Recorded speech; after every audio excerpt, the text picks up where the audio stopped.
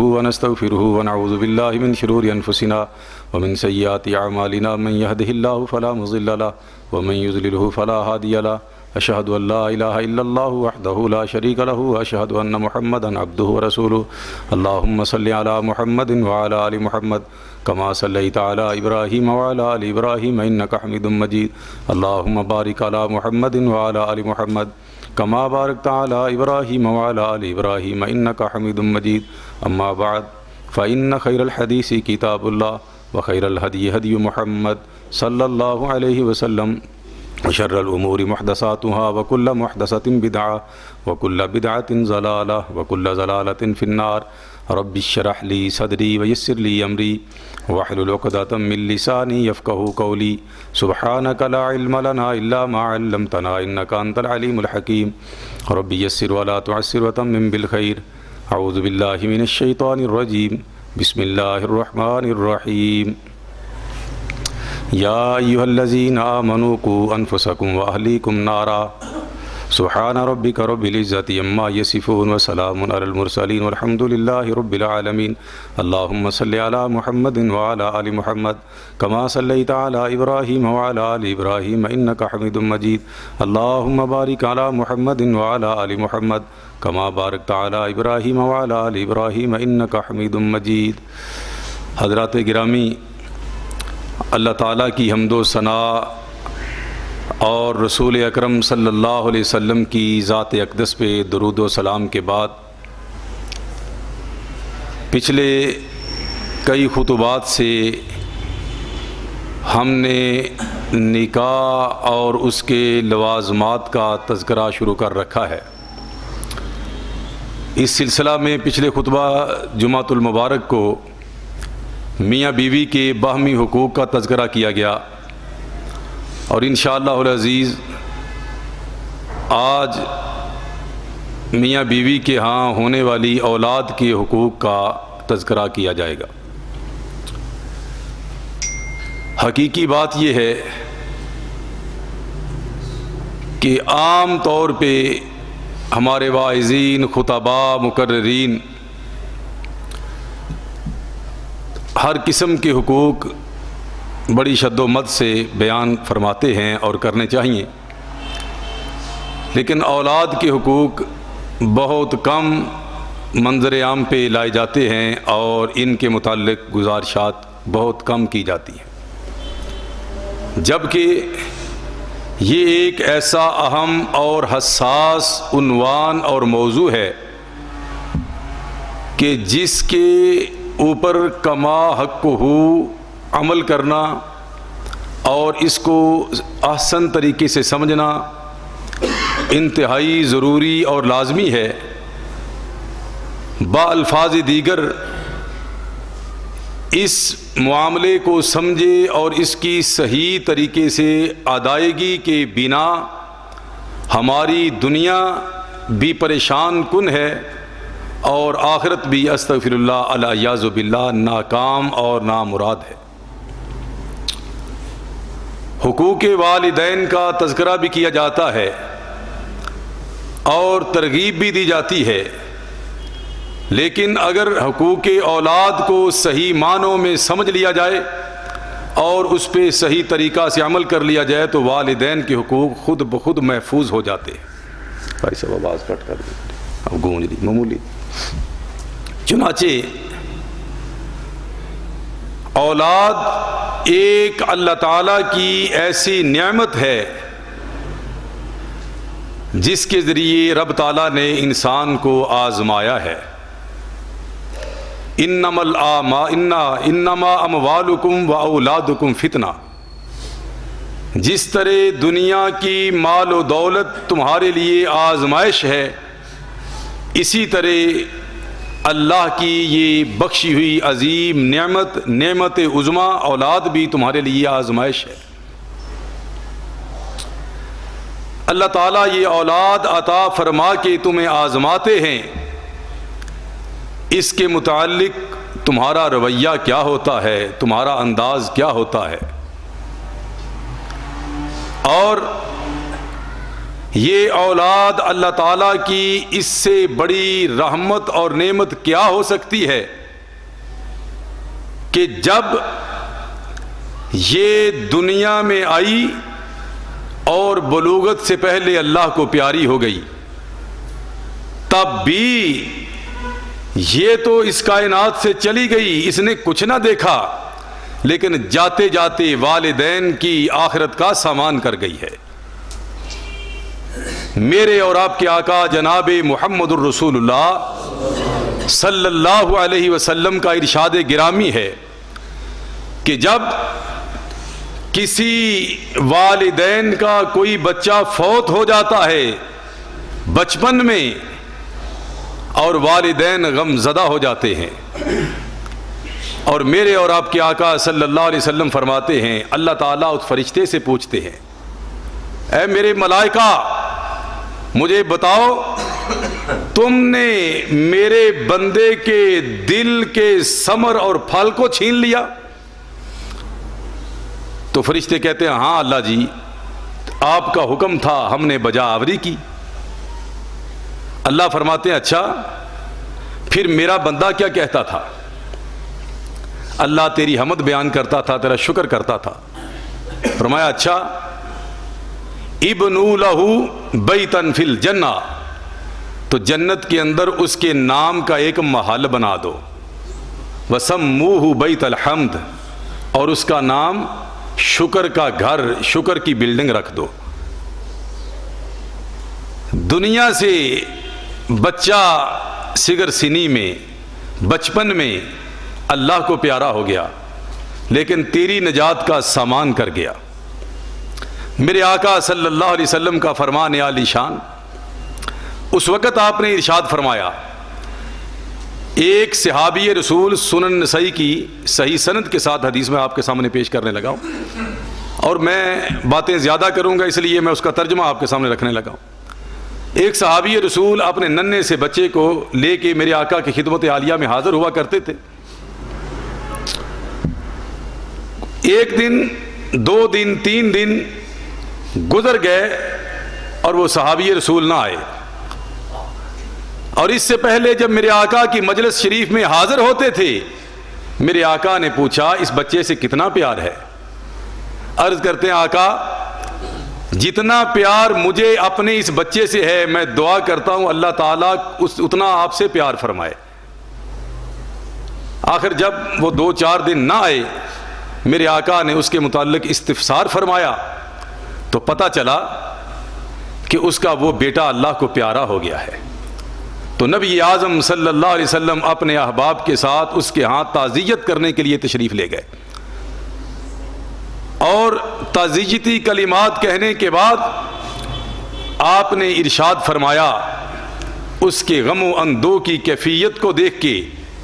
اس کے غم کو غلط کرنے کے لیے، اس کو حوصلہ افزائی کے لیے آپ نے ارشاد فرمایا،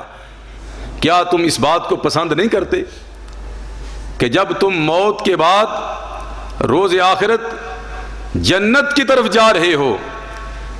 تو تم جب جنت کے کسی دروازے کے اوپر پہنچو تو تمہارا بیٹا استقبال کے لیے پہلے سے وہاں پہ موجود ہو؟ تو یہ اولاد ایک ایسی چیز ہے، میرے آقا فرماتے ہیں ان اولادکم من کسبکم، یہ اولاد تمہارا بہترین سرمایہ ہے۔ جس طرح اپنی مال و دولت کو لاش سے بچاتے ہیں، اپنے دنیا کے مال کو محفوظ کرنے کی مختلف طریقہ کار اختیار کرتے ہیں اور اس کی حفاظت کرتے ہیں، اس کو پروان چڑھانے کے لیے، اپنی مال و دولت میں اضافہ کرنے کے لیے اپنی جان جوکھوں میں ڈال لیتے ہیں، کاش یہ عظیم اللہ کا عطیہ اور عظیم سرمایہ اس کی بھی حفاظت کی ہوتی۔ یہ دنیا میں بلوغت سے پہلے آئیں اور دنیا سے چلے جائیں تو تیرے لیے سبب بنا جائیں نجات کا، اخروی کامیابی اور کامرانی کا۔ کتنا بڑا سرمایہ ہے، کتنی بڑی اللہ کی نعمت ہے، لیکن افسوس اسلام سے پہلے اس اللہ کی دی ہوئی نعمت کا ضیاع کیا جاتا، ناقدری کی جاتی، اور اس اللہ کی بخشی ہوئی نعمت کو اس طرح پامال کیا جاتا کہ اس کی مثال بھی جاہلیت کے زمانہ سے اور کہیں بھی نہیں ملتی ہے۔ یہ بہت سارے والدین بہت بڑے بڑے مظالم ڈھاتے تھے اپنی اولاد پہ،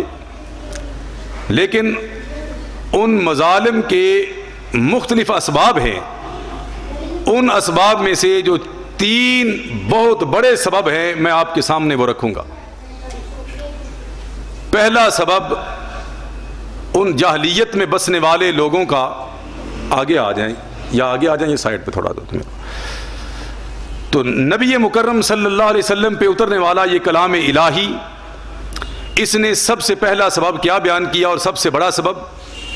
وَجَعَلُوا لِلَّهِ مِمَّا ذَرَعَ مِنَ الْحَرْثِ وَالْأَنْعَامِ نَصِيبًا فَقَالُوا هَذَا لِلَّهِ بِزَعْمِهِمْ وَهَذَا لِشُرَكَائِنَا۔ سورہ انعام رب تعالیٰ ہمیں یہ بتاتے ہیں کہ وہ لوگ جو جاہلیت میں زندگی گزارنے والے تھے، جو اللہ اور اس کے رسول صلی اللہ علیہ وسلم کے تابع فرمان نہ تھے، بلکہ توہمات کی زندگی گزارتے تھے اور توہم پرست لوگ تھے، وہ لوگ کیا کرتے تھے؟ کھیتی سے، غلے سے، کاروبار سے ایک حصہ الگ کر کے اللہ کے نام کا کر دیتے، اور اسی کاروبار سے دوسرا حصہ وہ اللہ کے بنائے ہوئے شریکوں کے نام کر دیتے، اور اپنی کھیتی اور غلے اور مال مویشیوں سے اللہ کے نام کا حصہ الگ کرتے ہوئے کیا کہتے؟ ھذا للہ، یہ ہمارے رب کے نام کا ہے۔ مثال کے طور پہ 2 ایکڑ پوری زمین میں سے 2 ایکڑ زمین ایک اللہ کے نام کی، اس کی جو پیداوار جو بھی اس سے فصل آئے گی وہ میں اللہ کے نام پہ خرچ کر دوں گا، اور 1 ایکڑ چھوڑ دیتے، یہ اللہ کے پیاروں کے نام کا یہاں پہ میں چھوڑ دوں گا۔ اور اسی طرح 2 گایاں یا 2 بکرے پال لیتے، ایک اللہ کے نام کا اور دوسرا فلاں بزرگ کے نام کا۔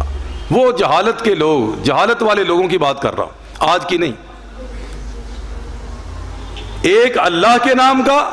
اور دوسرا فلاں ہستی کے نام کا، فلاں آستانے کی نظر اس کو کرنا ہے۔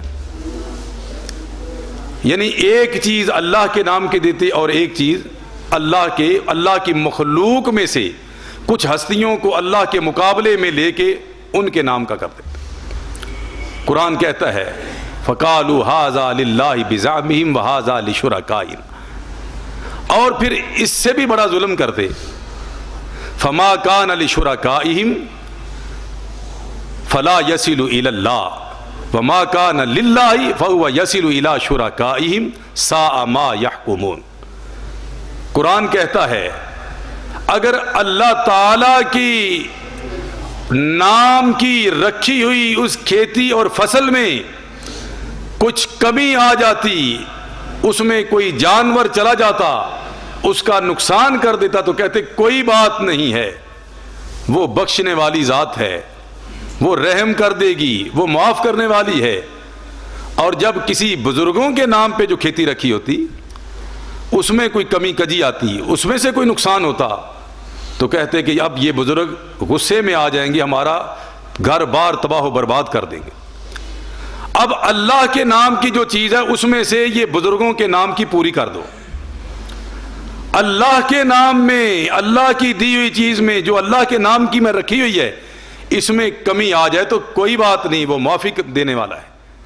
لیکن جو چیز بزرگوں کے نام کی ہے اگر اس میں کمی آ گئی تو وہ غصے میں آ جائیں گی اور غیظ و غضب ان پر ہم پہ جو ہے وہ گر پڑے۔ اللہ فرماتے ساء ما یحکمون، وہ ظالم کس قدر اس معاملہ میں حکم آرائیاں اور قیاس آرائیاں کرتے تھے۔ آگے دوسری آیہ مبارکہ کیا ہے؟ وَكَذَلِكَ زَيَّنَ لِكَثِيرٍ مِّنَ الْمُشْرِكِينَ قَتْلَ أَوْلَادِهِمْ شُرَكَاؤُهُمْ لِيُرْدُوهُمْ وَلِيَلْبِسُوا عَلَيْهِمْ دِينَهُمْ وَلَوْ شَاءَ اللَّهُ مَا فَعَلُوهُ فَذَرْهُمْ مَا يَفْتَرُونَ۔ دوسری، یہاں تک کہ غیر اللہ، اللہ کی مخلوق آستانوں کی محبت ان کے دلوں میں اس قدر رچ بس گئی تھی، اور اللہ کو چھوڑ کے غیر اللہ کا ڈر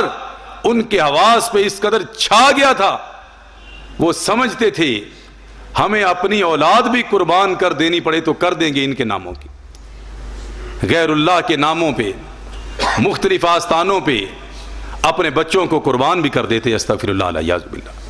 وَكَذَلِكَ زَيَّنَ لِكَثِيرٍ مِّنَ الْمُشْرِكِينَ قَتْلَ أَوْلَادِهِمْ شُرَكَاؤُهُمْ، اس قدر شرک کرتے تھے اپنی اولاد کو بھی وہاں پہ قربان کر دیتے۔ ہمارے ہمسائے ملک میں آپ دیکھتے ہیں آستانوں میں، درگاہوں میں اور مندروں میں ان کی نظر کر کے وہاں پہ بلی دی جاتی ہے، ان کے چرنوں میں بھیڑ چڑھائی جاتی ہے اولادوں کو، اور یہ سمجھا جاتا ہے کہ ہم اللہ کا تقرب حاصل کر رہے ہیں، یہ اللہ کے پیارے ہیں، ہماری ان کے آگے، ان کی اللہ کے آگے، ہماری سنتا نہیں مولا اور ان کی ٹھکراتا نہیں ہے۔ اس کے ذریعے سے، اس کے توسل سے، اس کے وسیلے سے ہم اللہ کے پیاروں کے ساتھ، اللہ کے پیاروں کے ساتھ ہم ان کی قربانیاں دیں گے تو یہ ہمیں اللہ تک ملا دیں گے، استغفر اللہ علیہ۔ یہ ان جاہل لوگوں کا عقیدہ تھا، میں سمجھتا ہوں کسی مسلمان کا یہ عقیدہ نہیں ہو سکتا، اور اپنی اولادوں تک کو قربان کر دیتے۔ اور پھر کچھ لوگ ایسے تھے ان آستانوں کے مجاور بنانے کے لیے کہ پہلا بیٹا ہوگا، پہلی بیٹی ہوگی تو فلاں آستانے پہ چڑھاوا چڑھا دوں گا، اور آگے وہ ظالم اس کا بازو توڑ دے، اس کی ٹانگ سے اس کو اپاہج کر دے، یا لوہے کا خول چڑھا کے اس کا سر چھوٹا کر دے، اور پھر اس کو مانگنے پہ لگا لیں، اس کو جو ہے وہ ٹھیکے پہ دے دیں، استغفر اللہ الیاذ باللہ۔ یہ وہ جاہل لوگ کرتے تھے، اور جاہل آستانوں کے مرید پیر انہوں نے ان کو اس قدر ڈراوا دیا ہوا تھا، اس قدر دمکا دیا تھا، اس قدر ان کے عقیدے کو خراب کر دیا تھا، وہ سمجھتے تھے پہلا بیٹا اور بیٹی ہم چڑھاوا نہیں چڑھائیں گے آستانے پہ جا کے تو ہماری اولاد بچ ہی نہیں سکے گی۔ وَكَذَلِكَ زَيَّنَ لِكَثِيرٍ مِّنَ الْمُشْرِكِينَ قَتْلَ أَوْلَادِهِمْ شُرَكَاؤُهُمْ۔ الاسلام آیا تو رب کی رحمتیں ہو گئیں، رب نے فرمایا یَهَبُ لِمَن يَشَاءُ إِنَاثًا وَيَهَبُ لِمَن يَشَاءُ الذُّكُورَ أَوْ يُزَوِّجُهُمْ ذُكْرَانًا وَإِنَاثًا وَيَجْعَلُ مَن يَشَاءُ عَقِيمًا۔ بیٹے عطا کرنے والا مولا ہے، بیٹیاں عطا کرنے والا بھی وہی رب ہے، اور بیٹیاں اور بیٹے اکٹھے دینے والا بھی وہی مالک ہے، وہ چاہے تو دے، چاہے تو کسی کو نہ دے، اسی کا اختیار ہے۔ مسلمانوں کو رب تعالیٰ نے، اللہ کے قرآن نے ان کی یہ رہنمائی کی، لیکن وہ ظالم جاہل لوگ تھے۔ اللہ تعالیٰ اس باطل اور گندے عقیدے سے ہم سب کو محفوظ فرمائے کہ یہ ایک ایسا عقیدہ تھا جس عقیدے میں آ کے وہ اپنی پیدا کی ہوئی اپنے خون کو اپنے ہاتھوں ہی قربان کر دیتے، اور مظالم کی چکی میں اپنے ہاتھوں خوشی خوشی دھکیل دیتے، استغفر اللہ علیہ۔ یہ ایک بہت بڑا ظلم تھا جو اپنی اولاد پہ وہ کرتے تھے، آستانوں کی نظر کر کے اپنی اولاد کو۔ اور دوسرا ظلم یہ تھا کہ یہ بچے اگر زیادہ ہو جائیں گے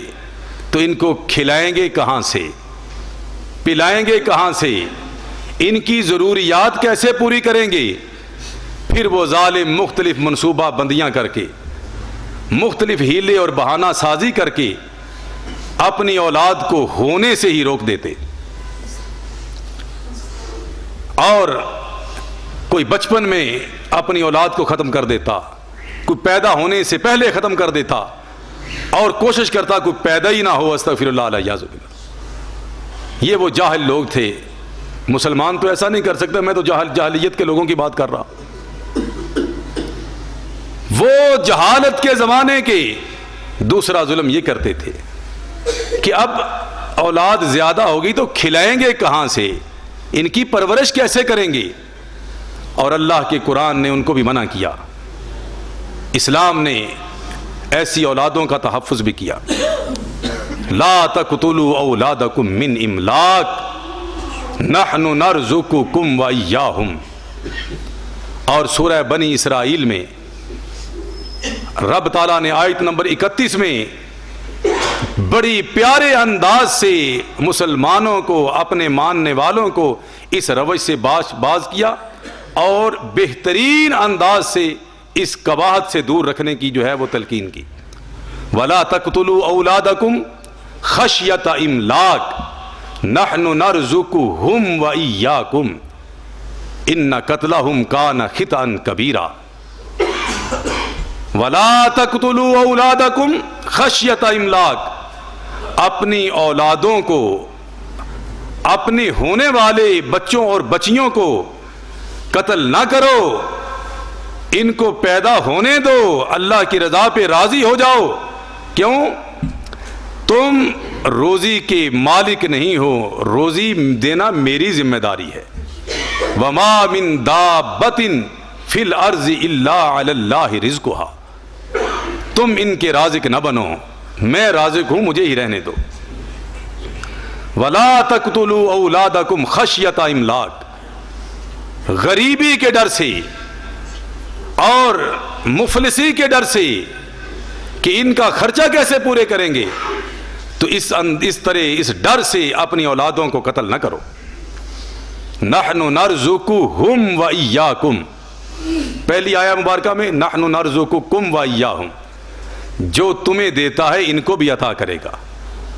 اور اس آیہ مبارکہ کے ٹکڑا میں کیا ہے؟ نحن نرزقهم وإياكم۔ اگر میری طرف تھوڑی سی آپ کی توجہ ہو تو یہاں ایک بہت بڑا نقطہ اللہ کی قرآن نے بیان کیا۔ نحن نرزقهم وإياكم، پہلے ان کی روزی کا اللہ نے ذکر کیا ہے، پہلے ان کے رزق کی ضمانت دی ہے، تمہارے رزق کی ضمانت بعد میں دی ہے۔ نحن نرزقهم، ہم ان کو بھی روزی اور رزق دیں گے، ان کے معاملات کا بندوبست بھی کریں گے،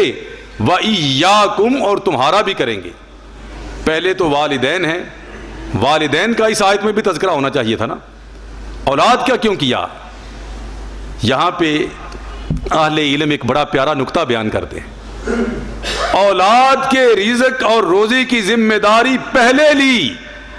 ان کے اخراجات کی ضمانت پہلے لی، کیوں دی؟ اور ظالموں، ایسا ظلم نہ کرنا کہ غریبی اور مفلسی کے درد سے اپنی اولاد کو ہونے سے روک دو۔ کیوں؟ نحن نرزقهم، میں ان کو بھی دوں گا، اور ان کے طفیل، ان کے واسطے سے، ان کی قسمت کی وجہ سے تمہیں بھی مالا مال کر دوں گا۔ یہ بہت سارے لوگوں نے یہ معجزات دیکھے ہوں گے۔ مجھے کئی دوست کہتے ہیں میں بڑا غریب تھا اور بڑی مشکل سے جو ہے وہ روزی روٹی کا انتظام ہوتا تھا، لیکن حافظ صاحب جب سے یہ میری بیٹی پیدا ہوئی ہے نا، جب سے یہ میرا فلاں بیٹا پیدا ہوا ہے، تو اس وقت سے پھر آہستہ آہستہ رب کی رحمتوں کا نزول ہونا شروع ہو گیا۔ یہی اس آیت کا منشا ہے، یہی اس آیت مبارکہ کا اصل مفہوم ہے۔ نحن نرزقهم وإياكم، تمہیں کیا پتا تمہارے ہونے والی اولاد کی قسمت کیا میں کر دوں، یہ تو مجھے پتا ہے، اس لیے نحن نرزقهم وإياكم، ان کے طفیل تمہارے بھی وارے نیارے ہو جائیں گے، اپنے پاؤں پہ کلہاڑی نہ مارو۔ اور تیسرا جو بڑا سبب ہے اولاد کو ختم کرنے کا جہالیت کے اندر جو تھا، وہ کیا تھا؟ بیٹی پیدا ہو جاتی تھی۔ وَإِذَا بُشِّرَ أَحَدُهُمْ بِالْأُنْثَىٰ ظَلَّ وَجْهُهُ مُسْوَدًّا وَهُوَ كَظِيمٌ، باپ باہر ہے، کام کاج پہ ہے، گھر واپس آیا، راستے میں کسی نے بتا دیا اللہ نے تجھے بیٹی عطا کی ہے، ظَلَّ وَجْهُهُ مُسْوَدًّا وَهُوَ كَظِيمٌ،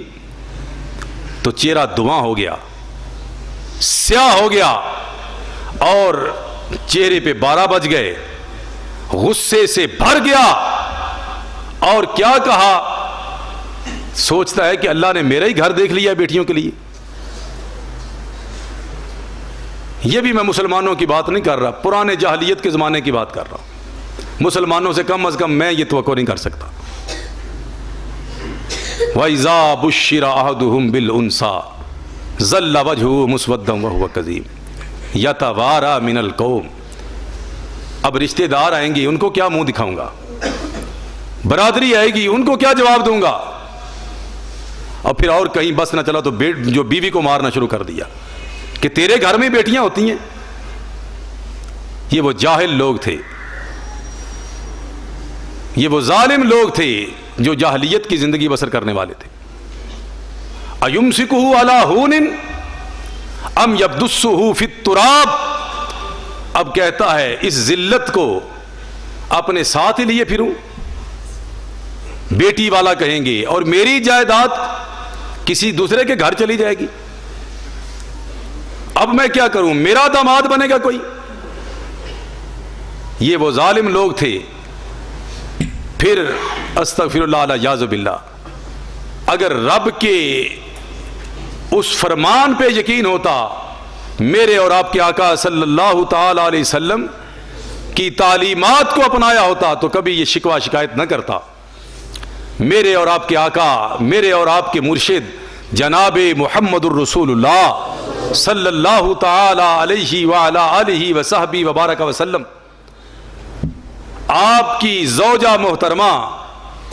ام المومنین سیدہ کائنات عفیفہ کائنات مریم اسلام صلوات اللہ علیہ وسلامہ گھر تشریف فرما ہے۔ ایک عورت آئی، دو بیٹیاں، ایک انگلی جس کو لگائی ہوئی، دوسرے ہاتھ کی دوسری انگلی دوسری کو تھمائی ہوئی ہے، اور کہتی ہے آج کتنے دن ہو گئے ام المومنین میں اور میری بیٹیاں فاقے سے ہیں۔ نبی مکرم صلی اللہ علیہ وسلم کی زوجہ محترمہ آپ دیدہ ہو گئیں، دل میں رنج آیا، ملال آیا، مختلف طریقوں سے تلاش کرتی ہیں کہ میرے گھر میں کچھ ہے ان کو دوں کھانے کے لیے۔ ڈھونڈا، صرف ایک ہی کھجور ملی۔ یوں اماں جی عائشہ صدیقہ رضی اللہ تعالیٰ عنہ کھجور پکڑی ہوئی ہے، کہتی ہیں یہ ایک ہی، لم اجد الا تمرۃ واحدہ، یہ ایک ہی کھجور ہے، اب میں تمہیں اس میں کیا دوں کیا نہ دوں۔ اماں جی فرماتی ہیں وہ آگے بڑھی، اس عورت نے میرے ہاتھ سے کھجور لے لی، اور کھجور لینے کے بعد یوں اس کو درمیان سے دو ٹکڑے کر دیا، ایک ٹکڑا ایک بیٹی کے منہ میں، دوسرا ٹکڑا دوسری بیٹی کے منہ میں، اپنی منہ کی طرف نہیں لے کے گئی، خود بھی تو فاقے میں سی۔ اب وہ اپنی دو بیٹیوں کو دونوں کھجور کے ٹکڑے کر کے دے دیے، وہ واپس پلٹ رہی ہے، اور اماں جی عائشہ صدیقہ رضی اللہ تعالیٰ نظارو کتار رو رہی ہے۔ وہ گھر سے نکلی اور ادھر رحمت للعالمین صلی اللہ علیہ وسلم گھر میں قدم مبارک رکھتے ہیں۔ نبی اعظم صلی اللہ علیہ وسلم نے اماں جی عائشہ صدیقہ ہماری ماں کو دیکھا پریشان ہے، فرمایا یا عائش،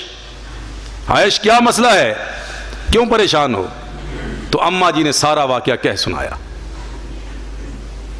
صحیح بخاری کی حدیث ہے میرے دوستو، نبی مکرم صلی اللہ تعالی علیہ وسلم نے جب یہ سارا واقعہ سن لیا تو میرے آقا فرماتے ہیں من ابتلی من ہذہ البنات، من ابتلی من ہذہ البنات، جس کو اللہ نے بیٹیاں دیں اور ان بیٹیوں کی وجہ سے رب نے ان کی آزمائش کی، اور فاحسن الیہن، اور اس شخص نے ان بیٹیوں کے پیدا ہونے کے بعد ان کی تعلیم و تربیت کا حق ادا کر دیا، کن لہ ستر من النار، روز قیامت ہوگا رب تعالی ان بیٹیوں کو جہنم کی طرف سے ڈھال بنا دیں گے، آڑ بنا دیں گے، اور ان بیٹیوں، یہ بیٹیاں جہنم کی طرف سے پردہ بن جائیں گی، اللہ تعالیٰ اس کو جنت کا داخلہ عطا فرما دے۔ میرے آقا صلی اللہ علیہ وسلم نے یہاں تک ارشاد فرمایا جس شخص کو اللہ تعالیٰ نے 3 بیٹیوں سے نوازا، او مثلہن من الاخوات، یا بیٹیاں نہیں ہیں، ان بیٹیاں بھی بہنیں بھی بیٹیوں کی طرح ہوتی ہیں، یا اللہ نے ان کو بہنیں دے کے آزمایا، بیٹیاں ہوئیں یا 3 بہنیں ہوئیں، اس نے اسلامی طریقے کے ساتھ اس کی تربیت کر دی اور ان کو اللہ کے سپرد کر کے نکاح کر دیا۔ میرے آقا فرماتے ہیں روز قیامت میرے ساتھ ایسے ہوگا، مَعِیَ فِی الْجَنَّةِ، مَعِیَ فِی الْجَنَّةِ کَہَاتَیْن، اور صحابی رسول کہتے ہیں جو راوی حدیث ہے، وہ فرماتے ہیں رسول اکرم صلی اللہ علیہ وسلم نے 2 انگلیوں کے درمیان فاصلہ نہیں فرمایا تھا، اکٹھی 2 انگلیاں کی، اس طرح جس طرح یہ 2 انگلیاں آپس میں اکٹھی ہیں، میرے ساتھ یوں اللہ کی رحمت سے جنت کے اندر ہوگا وہ میری ہمسائیگی میں۔ ایک صحابی اٹھتے ہیں، کہتے آقا جس کی 2 بیٹیاں یا 2 بہنیں ہوں اس کے متعلق کیا آرڈر ہے؟ میرے آقا فرماتے ہیں اس کو بھی اللہ تعالیٰ یہی عطا فرما دیں گے۔ اور راوی حدیث کہتے ہیں اگر کوئی شخص کہتا اٹھ کے کہ اگر کسی کی 1 بیٹی یا 1 بہن ہوگی تو نبی مکرم صلی اللہ علیہ وسلم رحمۃ للعالمین اس کے لیے بھی یہی ارشاد فرما دیتے۔ یہ کتنی بڑی سعادت ہے، اللہ تعالیٰ جس کو نصیب فرما دے۔ لیکن جاہلیت کے لوگ تھے، وہ یہ سمجھتے نہیں تھے کہ اللہ کی رحمت ہے، وہ کہتے تھے ہمارے ساتھ ظلم ہو گیا ہے، زیادتی ہو گئی ہے، اور رب تعالیٰ روز قیامت اس کا منظر پیش کرتے ہوئے زیادتی کہتے ہیں کہ یہ زیادتی تھی یا رحمت تھی، جو تو نے زیادتی پھر ان کے ساتھ کی وہ روز قیامت سب کچھ سامنے آ جائے گا۔ وَإِذَا الْمَوْءُودَةُ سُئِلَتْ بِأَيِّ ذَنبٍ قُتِلَتْ، اللہ کا قرآن کہتا ہے سورہ تکویر 30واں پارہ، وَإِذَا الْمَوْءُودَةُ سُئِلَتْ بِأَيِّ ذَنبٍ قُتِلَتْ، جب وہ بچی بغیر کسی جرم کی معصوم کلی جب اس کو ختم کیا جاتا ہے اور اس معصوم بیٹی کے قاتل اس کے والدین ہوں یا والد ہو یا والدہ ہو، رب تعالیٰ روز قیامت جب اللہ کے کٹہرے میں ہوں گے، مجرموں کے کٹہرے میں کھڑے، تو رب تعالیٰ کا قرآن کیا کہتا ہے اس کی منظر کشی کرتے ہوئے، وَإِذَا الْمَوْءُودَةُ سُئِلَتْ، جس دن وہ معصوم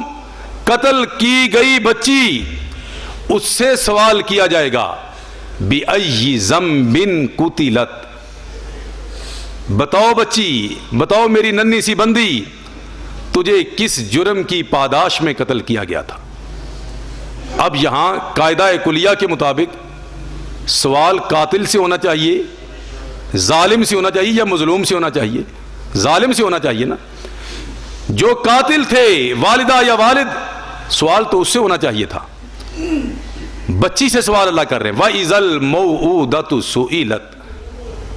بتاؤ میری بندی تمہیں کس جرم میں ان ظالموں نے قتل کیا تھا۔ تو یہاں یہ نکتہ سمجھنے والا ہے کہ بچی کو، بیٹی کو قتل کرنے والا ماں یا باپ